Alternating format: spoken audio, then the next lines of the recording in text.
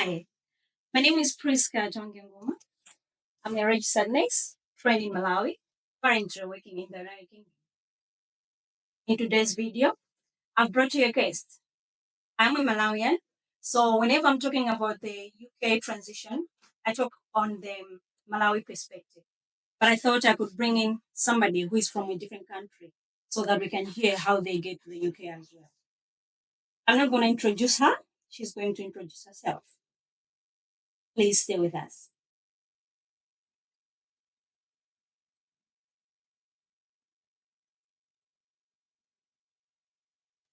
Hello, I'm Clara, a registered mental health nurse from Nigeria, still currently working in UK as a registered mental health nurse. Thank you for having me here. You're welcome. So, as we have heard, Clara is Nigerian and she's a mental health nurse. I am an adult nurse. All right. So, Clara, if you may please give us a bit of how is the process for Nigerian nurses to relocate to the United Kingdom? Just a brief overview, please. So for nurses from Nigeria to relocate to UK, it's just a straightforward process. First of all, you just need to get verified with Nursing and Midwifery Council Nigeria. I think they paid about what of maybe like 30, I think £50 now. We'll be looking about 70 to 80K. I don't really know the exact amount. Then when you get registered, they're gonna give you a PIN. Then you will start the registration process. So when you go to the Nursing and Midwifery Council Nigeria portal, there is you have opportunity to register with any other country that you want to work with. So for UK, you go for the UK on, you register, and they're gonna send notification to NMC UK and Nursing and Midwifery Council UK, which they're gonna send you a PIN.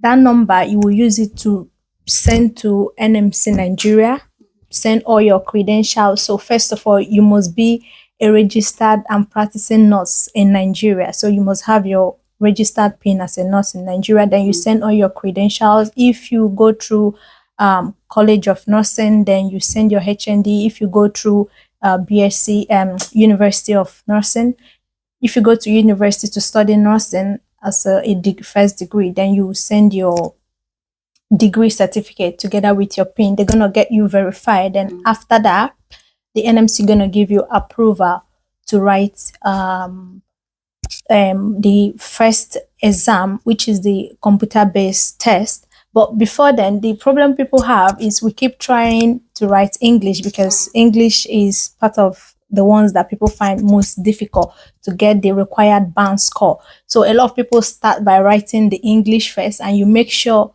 that you've gotten your English, because every other thing is just a straightforward process. So immediately NMC verify you, you're sending, it doesn't take time. So the only thing that could delay is that English part.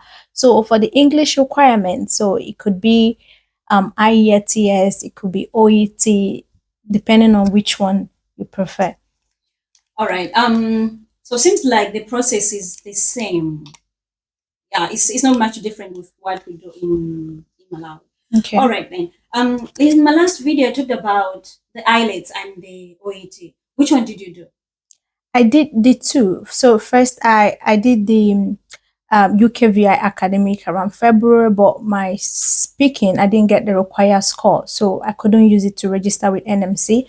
Then I did OET, so I registered with NMC with OET, Occupational English Test. Okay, so because I don't have much experience with OET. Maybe Clara will tell us which one should people go for, the IELTS or the OET in your experience?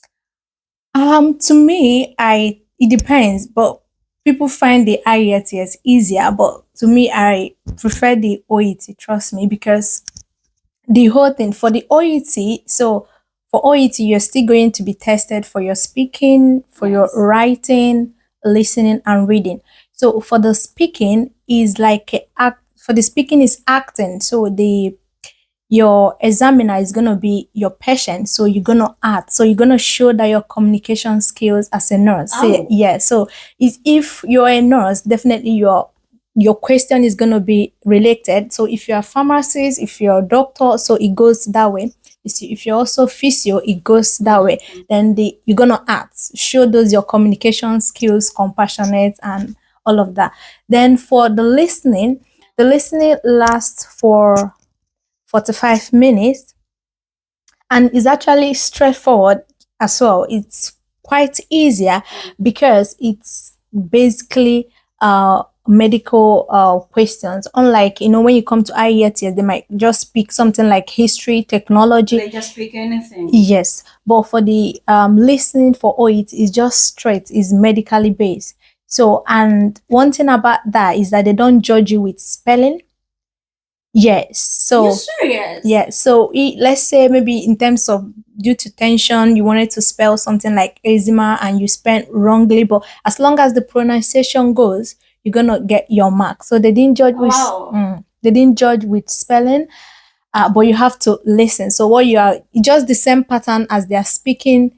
Somebody will come in, hello, Mr. This, I just come in from appointment. So it's quite easier because you can even guess. So even when you miss. So somebody is coming in for a headache or somebody is coming in for an anxiety. So there's some symptoms that you will hear and you will know that, this could be this. You get what I mean? Because it's a medical part. Yeah, so it's just the things that we do every day. Exactly. Now, then you go for the writing. The writing part is also good. Unlike IELTS has two parts, but for OET it's just one part, and it's just like as we do handover. So they will give you a case study. They will give you, oh, this is a patient, a 68-old man coming in with this diagnosis, past history, this one, medical history, family history, social history. They're going to give you that. And they will ask you to hand over, but it's maximum of 200 words. So what you're going to do, you have to make sure that you are not writing too much, writing too much jargons. So first of all, you have to look out for who are you handing over to. So if you are handing over to your colleague as a nurse, so there are some things that are not really necessary from the case study they give you. If you're handing over to a healthcare assistant, there are some things you won't include. If you're handing over to a physiotherapist, so it depends. They're going to tell you, hand over something, report this to this. So you'll be able to know from the case study what are the important things you need to pick out and write. And that's it, 200 words. You're good to go. Wow. I'm finding this. I don't know because the I really enjoyed. I was like, really? I think no, OET is good. When you come to the what's it called? The reading as well, paragraph is so straightforward because it's just medical related. So you don't really need too much time to think, scanning and no. This makes me wish I had done the OET. Yeah, the OET is more professional because they're just asking you on medical. The problem we are having, sometimes they might ask you in IELTS, sometimes they might bring stuff from history, technology, and then you be like, you don't really know those terminologies, yes, and you find it difficult to even know which one is related. I had trouble in my last IELTS. Oh my god, they asked me about space, stuff like that, history, the kitchen. I'm like, okay, I like the kitchen. That wasn't difficult, but the space, it was just everything. But anyway, we survived. Yeah, they can ask about animals, and then you know nothing about. You get what I mean? So you find it difficult to get the exact one. And based on synonyms that we do in IELTS, you can be saying that word, but you didn't even know that is related. But when it comes to medical terms, you already know that, this is related to this. It's so good. Yeah, on the other hand, I feel like the way you've explained, the OET prepares you for the OSCE at the same time because you're doing the medical things. It's like the examiner is examining you at the same time as your patient. Yeah. That's what happens in the OSCE. So it helps you to gain that confidence. And for the score, you just need to have not below B. They have A, B, C, D. So you shouldn't have below B. At least you should have B in listening, speaking, and listening, speaking, and reading. Then the writing. B plus, just equivalent to 6.5 in IELTS. All right, I feel like the OET is better. Yeah, it's easier. All right. So we've heard of for ourselves. Seems like the OET is the way to go. Okay. Enough of the IELTS and the OET. Everybody will make a decision on their Yeah. which one they would go for. Yeah. All right, moving on. So, how long have you been a nurse in here in the UK? Registered nurse 1 year plus. 1 year plus. Yeah. Congratulations. Thank That's a you. long time.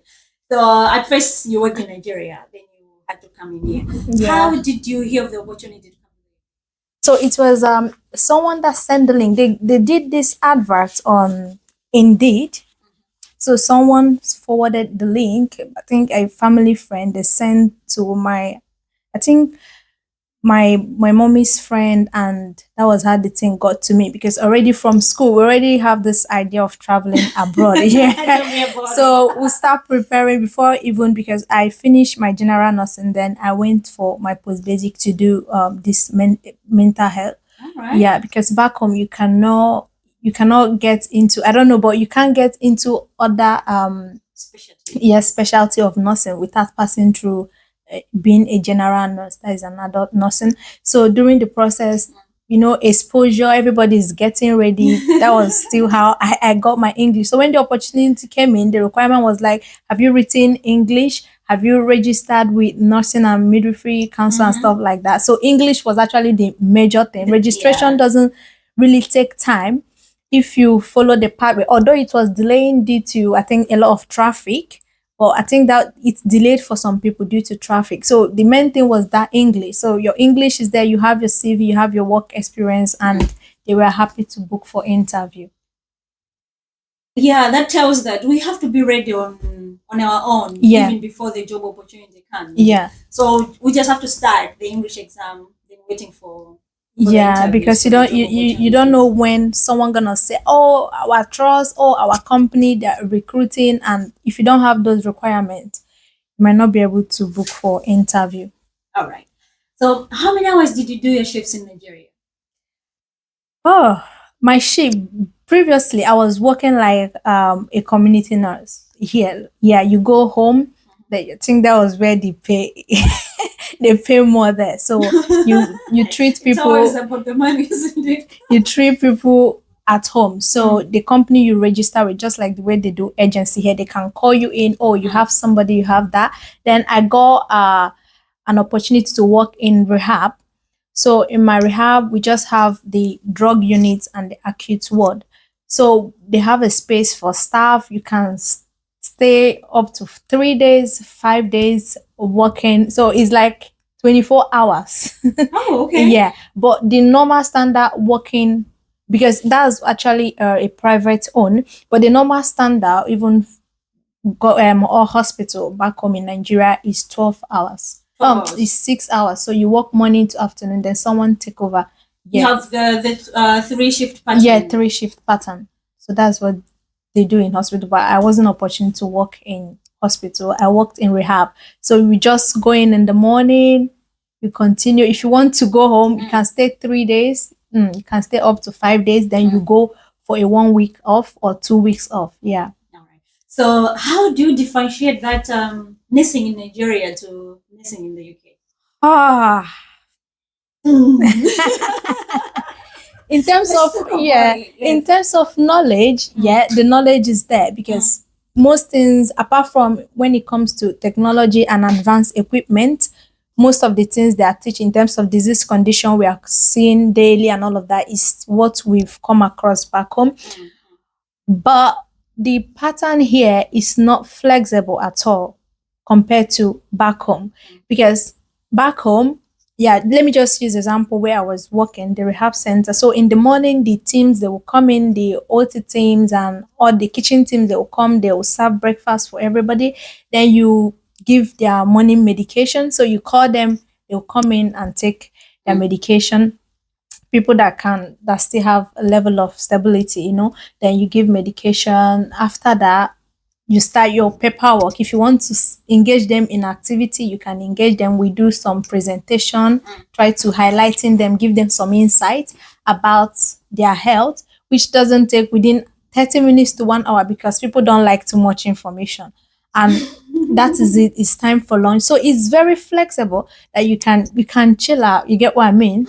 Not listen to music when you are free, dance with your people. But here, the place I'm currently working is a nursing home. You can't even make use of your, as you are getting in, you're just dropping your phone. But I don't know NHS how it works, but the place I am, I think NHS is the same thing. They don't even make use of their phone at all. Where gonna get the time to be on your phone when you have this loads of stuff so to do? 12-hour shift here, they've programmed it for you to work from that 8. You have to be doing something till 8 or past 8.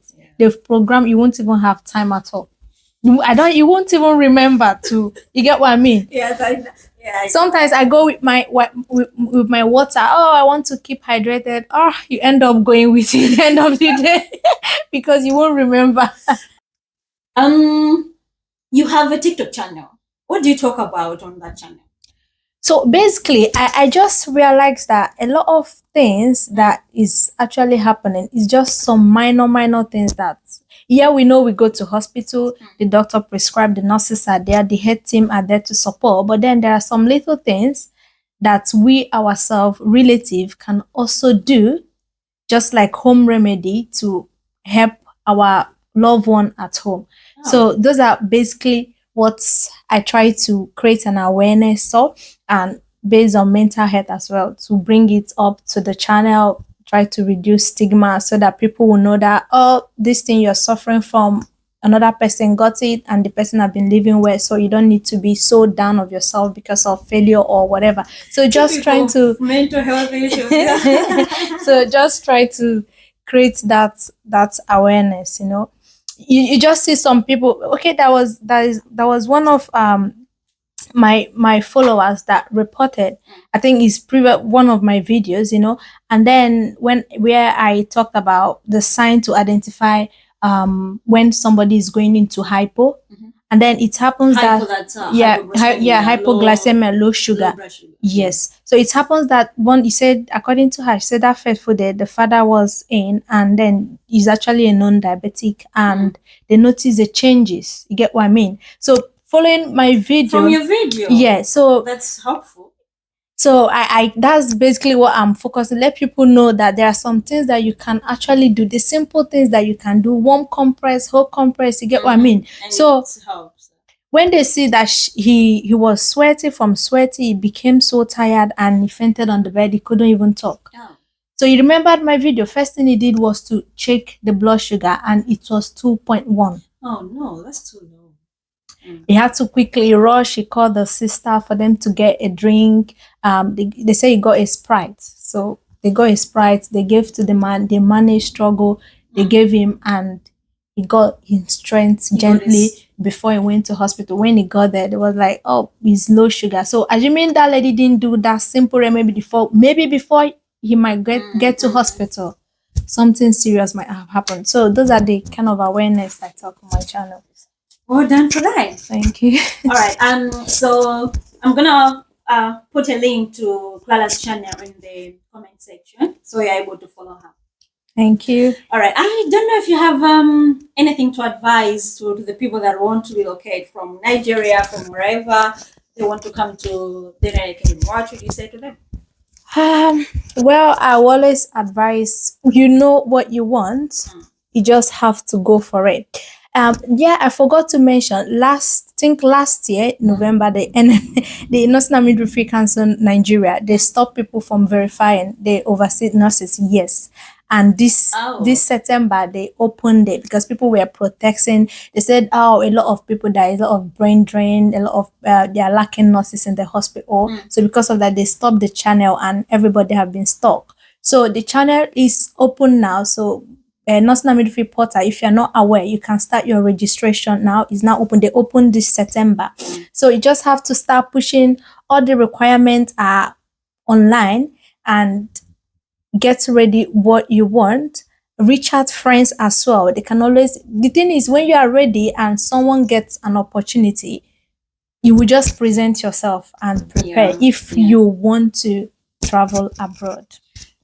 All right. Thank you so much, Clara, for joining me in today's video.